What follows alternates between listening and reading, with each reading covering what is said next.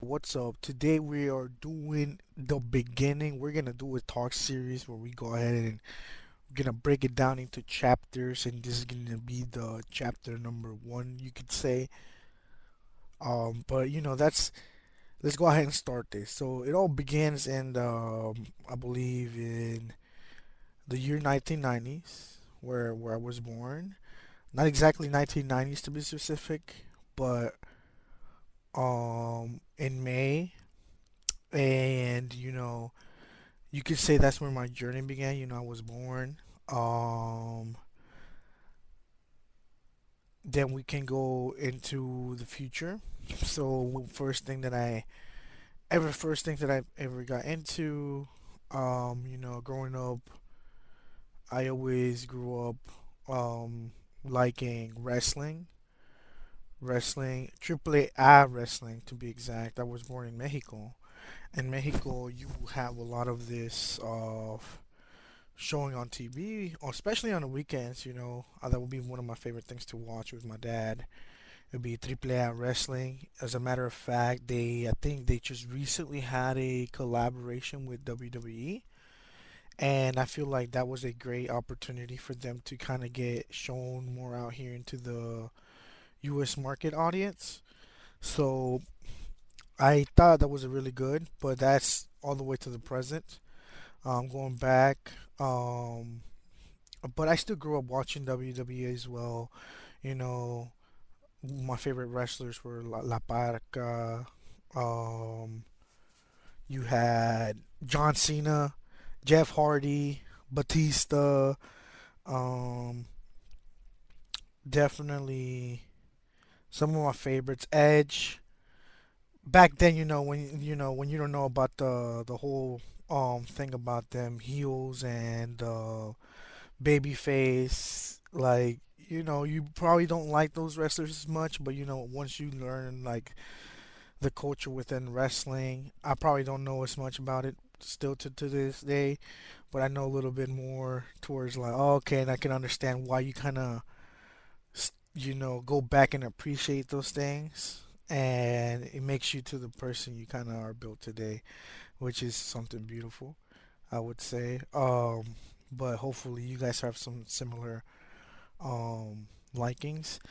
Also, growing up, I think one of my favorite things when I got to see is I saw Sonic for the first time, and I was like, wow, like Sonic was like, dang, like so you can control this thing.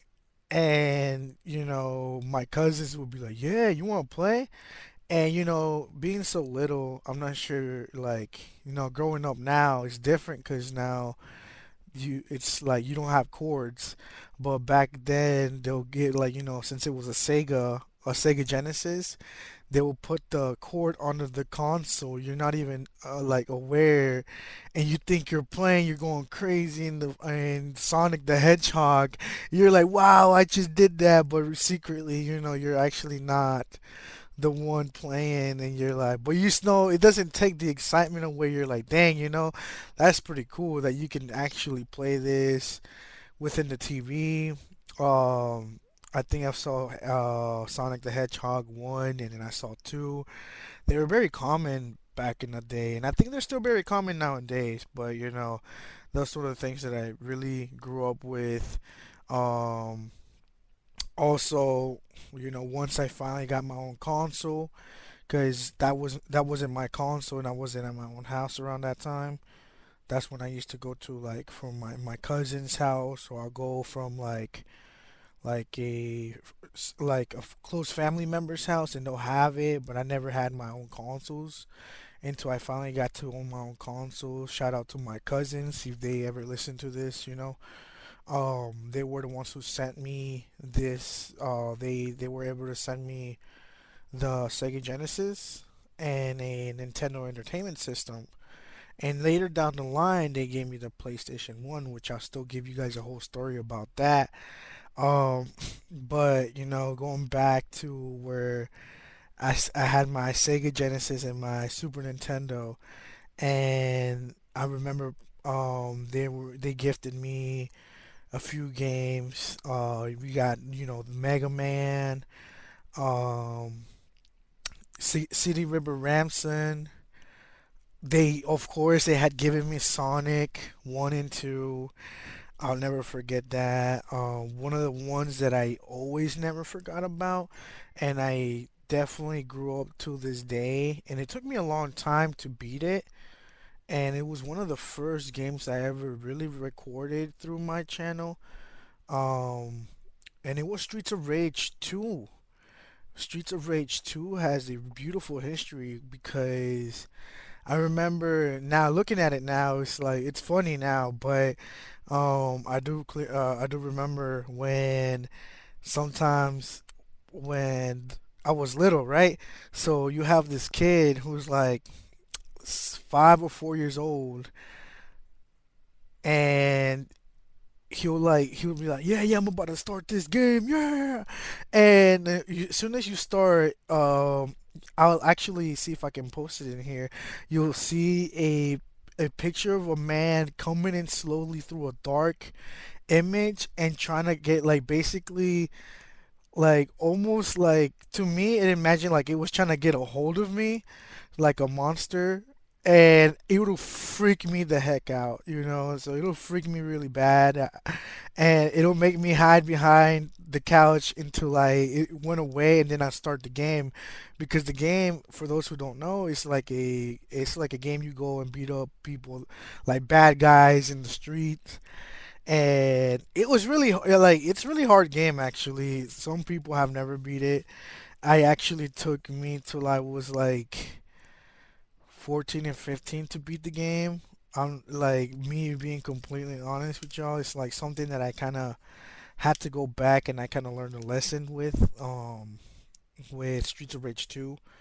If you like something, don't give up on it. You might not be doing good at it today. It might take you a long time to get through it, but if you enjoy it, why not put the work in? If it's something you enjoy, I say do it, Don't hold back. And I guess that's one thing that made me the person who I am today. I think it's very important for you to chase your dreams, chase whatever makes you happy, and put the time and effort into it. If it makes you happy, if because I clearly had those moments where in life or in general in a game where you're not having the best of time, then I guess it's the best time to kind of like, hey, you know what? Let's sit back and, take a break on it and then come back on it later. But that's a little small story of the beginning. Also remember playing on some Lion King. Um, Lion King. We had. Then afterwards, I also was gifted the PlayStation 1, and that's the one I spent most of my childhood with too, because then afterwards we had moved from Mexico to the United States, and when we did that transition, I had actually was able to take only one console, and that was my PlayStation 1. Funniest thing is when I got here, my dog at the time was Estrella, and Estrella, she ended up peeing on my console, but she was mad about me because I forgot what she was mad about, but that dog did not like me. If you ask my family members around, they're like, yeah, nah, that dog did not like me. But at the end of the day, that dog was still a sweetheart. So I got plenty of stories for that later. But that PlayStation 1, oh my goodness, that PlayStation 1, I definitely had history with. It was like a love-hate relationship because, um, I kind of had to leave all my other stuff behind. And the games that I have for my PlayStation 1 they're not bad, but I feel like they weren't the best. I remember I was carrying with me Street Fighter Alpha 3, Spider-Man,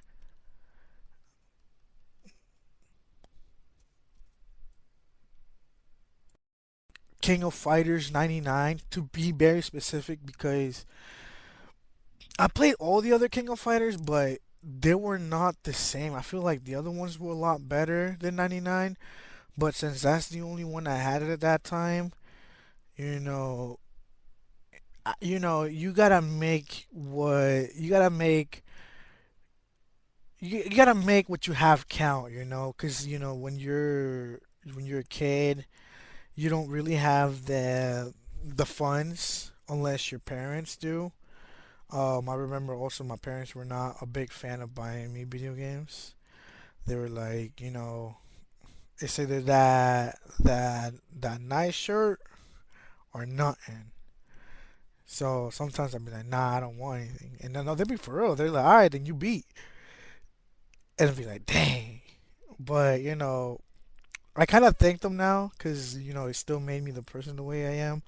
It made me kind of value that nah, being spoiled is not so great growing up. Um, it definitely humbles you when you grow up to learn, like, hey, you know what? I can understand where they were coming from. Like, sheesh. With the economy nowadays, some people can barely afford rent. Like, let's be real, some people work two jobs, three jobs, or, they work a whole job for a whole day. They can barely even make ends meet. And, it be the good people too, like it's somebody's birthday, they're not gonna be like, you know what, nah, I gotta get them something, but definitely um appreciate the little things. So I only had the PlayStation 1 around that time. So then I had an idea, and I guess this is where it comes to the whole me bringing up the whole conversation of the beginning. The beginning is very important to me. Um, I remember one time I remember specifically what game it was. And now I have it, and it's still like it makes me remember the whole thing. I went to Target, and I remember Target around this time. They don't have it no more like that. So you can, I think the Walmart still does, where you can go into like a little kiosk and try out the games what they have. But back then they used to have the like three lines where you could play GameCube, PlayStation 2, and the Xbox. Or sometimes they'll just have two.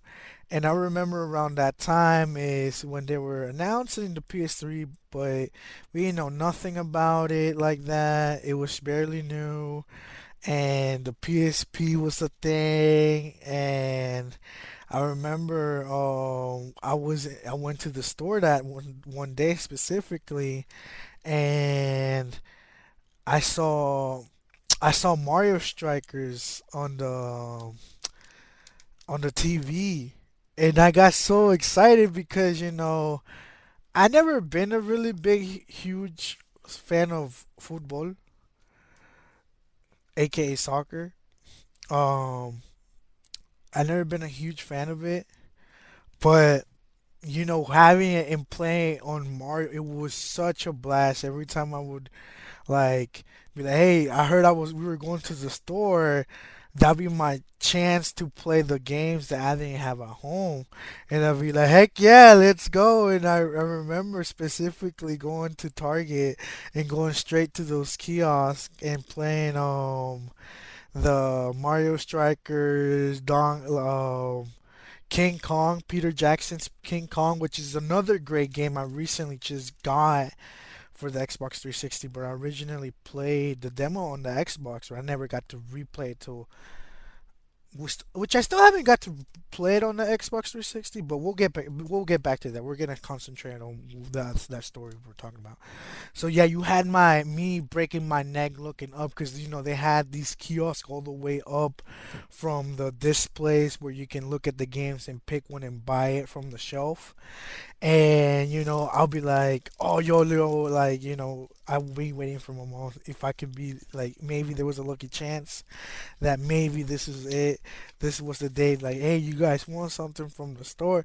And I will be like, yeah, let me get that Mario Strikers, fam. But be like, nah, you thought type thing. But, but it had me thinking. I remember it had me thinking. I was like, yo, what if I found a way to buy Mario Strikers? I just had to stop and think about it. I was like, wait a minute, why? How? Wait, how? How? And that's the main thing. If you want to achieve something, you gotta ask yourself how. So then I was like, all right, you know what? Come on, think. And I remember that day I got lucky and she did ask us like, hey, you guys want anything? And I was like, yeah, let me get that Marshall. She was like, nah, you thought. And I was like, oh, damn. She was like, but look, check this out. If you want, I can buy you some candy, or you know, or a piece of gum. The pack of gum they sell. And I was, you know what? I'll take the pack of gum. Something's better than nothing. And I will still appreciate it, because around that time, um, I do remember, uh, you know, we were trying to make ends meet.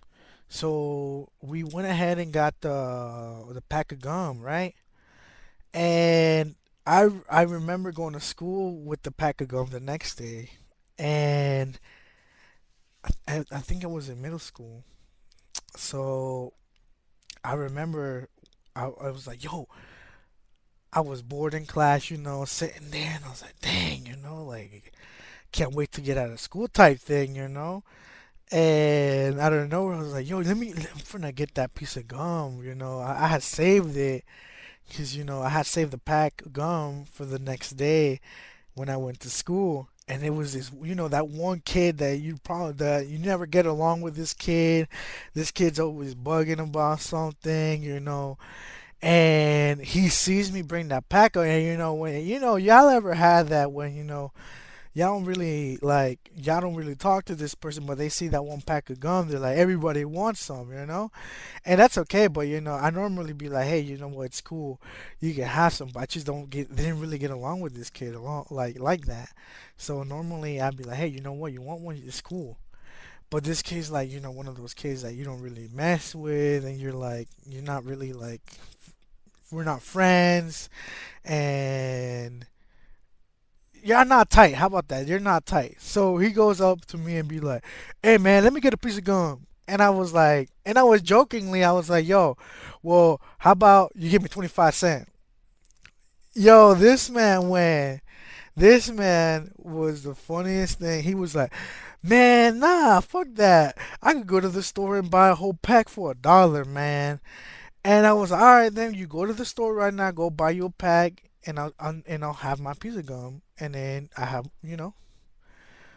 that's fair. Go ahead. And I kid you not, I stood by, I ain't crack. I was just kind of all right, moving forward. And later on, throughout that day, 30 minutes go by. He's all right, man. Here you go, 25 cents. Give me a piece of gum now. And I was like, yo, is this it right here? Is this it right here? Yo, is this the Mario Strikers money we got right here? So coolest thing ever. I was like, you know what? That's smart. So then I continued to get more candy. Like I ended up selling that whole pack of gum, and I think I got like $3 out of it. And instead of spending that money on stuff right away, I got more candy to sell. I became the school candy plug, but it wasn't permitted, so I would have to kind of do it like when we used to have like the time to go outside. They stopped calling it recess because technically recess was only like in elementary school, so they would just be like, y'all going outside for like an hour, have your activity hour. That's what it was called, the activity hour, right? So during the activity hour, you had me be like, "Hey, bro, I got that good stuff, that gum and that candy." I wouldn't carry chocolate because chocolate would be like a no go. Because if it was way too hot, that's pretty much done. That's the first thing that's gonna be done. Funniest thing is also got I did. If you guys ever thought to ask, like, hey, did you ever get caught selling candy? Yeah, I actually did because it was like that same kid who, he became my number one customer, and we were cool like that afterwards. Like, he was my number one customer, and he was like, "Hey, man, I need an emergency gum right now, man. Come on, man." Like, and I mean, like, I try to avoid selling candy during the like teaching hours, to be respectful towards the teacher. And I was like, you know what, it won't. And then I got caught, and good thing that I had already kind of like got rid of all of the good stuff that was like, I can say it was expensive to me, and it was harder to get than this other stuff. So I had already kind of made. You could say I'm a revert to Lethal Company. I already met my quota for the day, right? So afterwards, like I get caught, and the teacher's like, "Yo, what you got there, bruh?"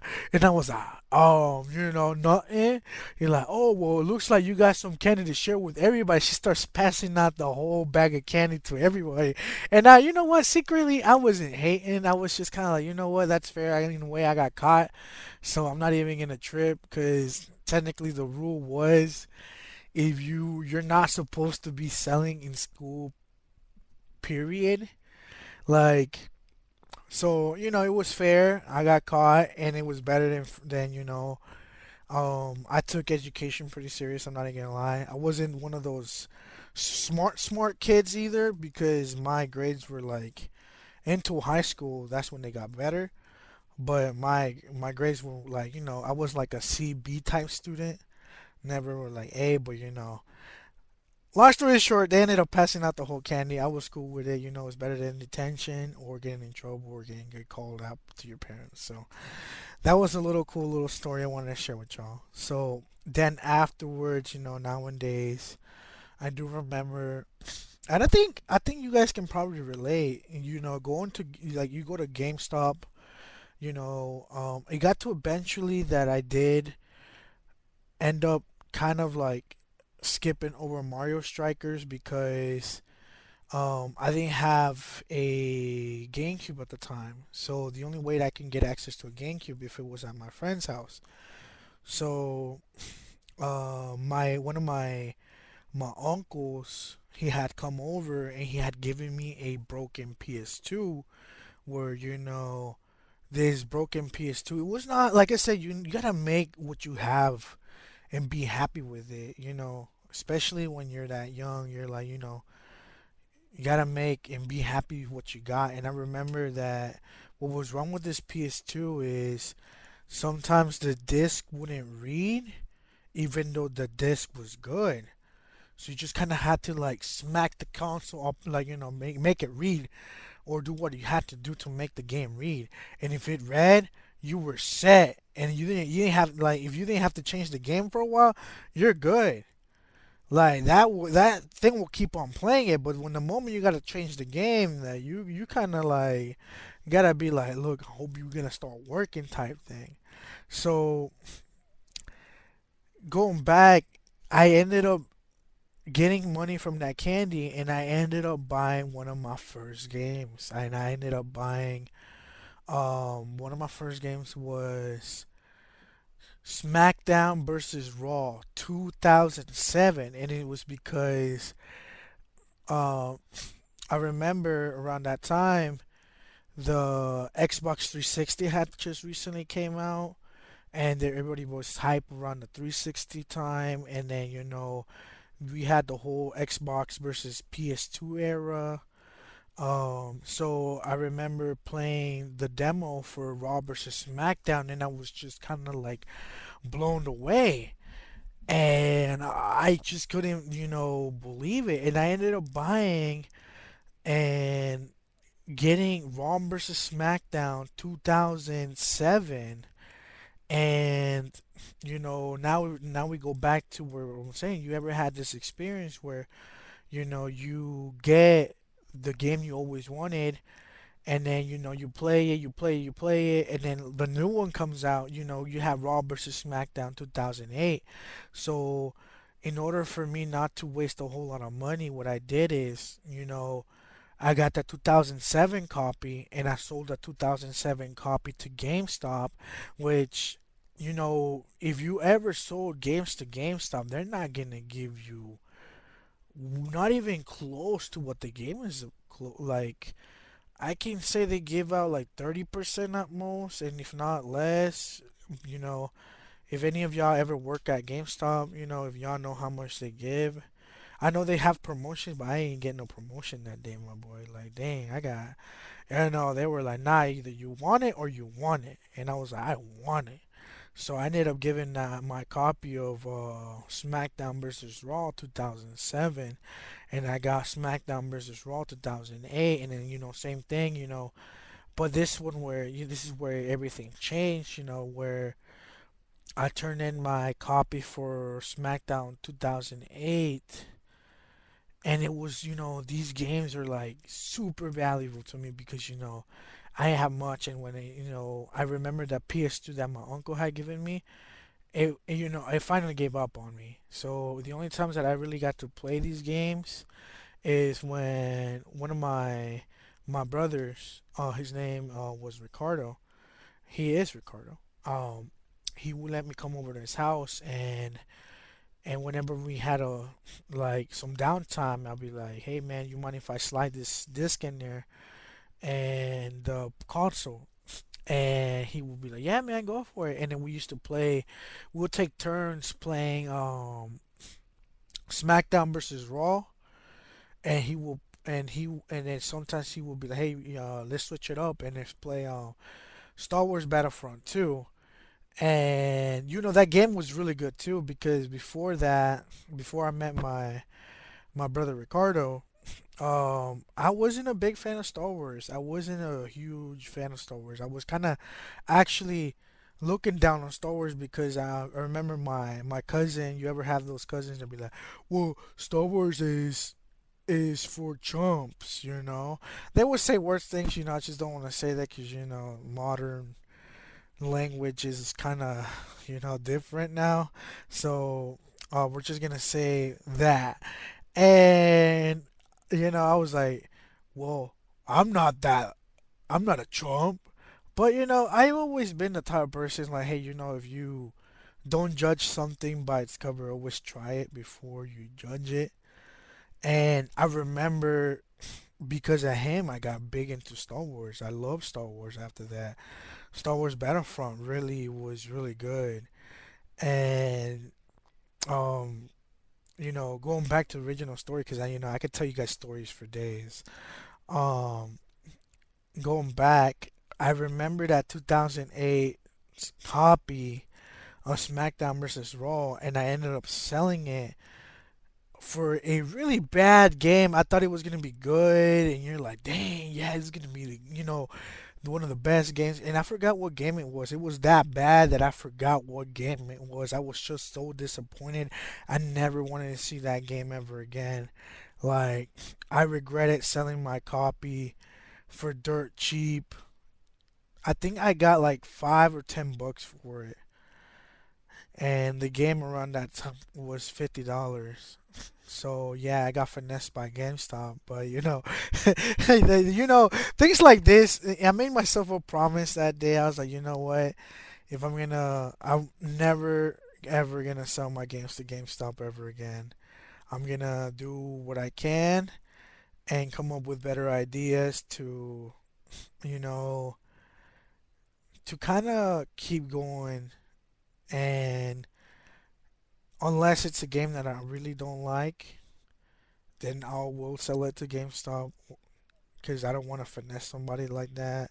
Unless they like the game and they're into it and they're like, that's something they want to buy. By all means, because I do seen that there's some games that maybe I'm not into, but you might be into. So that's that.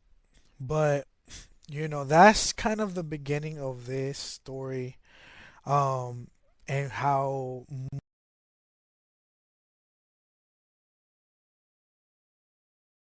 my appreciation for things kind of went from. So I'm gonna call it right there, and hope you guys did enjoy it. I'm definitely gonna talk about. I'm gonna call this season one because I guess this is really where it all begins, and how my journey into like where I'm at right now and what I've done, and definitely want to take you guys through a little adventure so you guys can, hopefully you guys can listen to this when you're at work. You can watch it. Eventually you're going to be able to watch it. For now, I'm just going to post the recording of it and see where it goes. If you guys do like it, go ahead and give it a like, and let me know that you want to hear part 2 of it. But definitely, this is part of the journey. And remember that, I guess what I'm gonna take you back to what I learned through Streets of Rage 2. You know, it might not happen today, might not happen tomorrow. It might take you a long time, and you might have a goal in mind. It could be as simple as a video game, or it could be It could be as hard as like trying to get something really accomplished in life. But if you stay consistent and you are dedicated and happy towards working on that goal, I think you're gonna accomplish it and eventually gonna get it out the way. So that's the end of the first chapter. Not first chapter, I apologize. The first mini episode. I feel like I call this episode 0, and go forward. So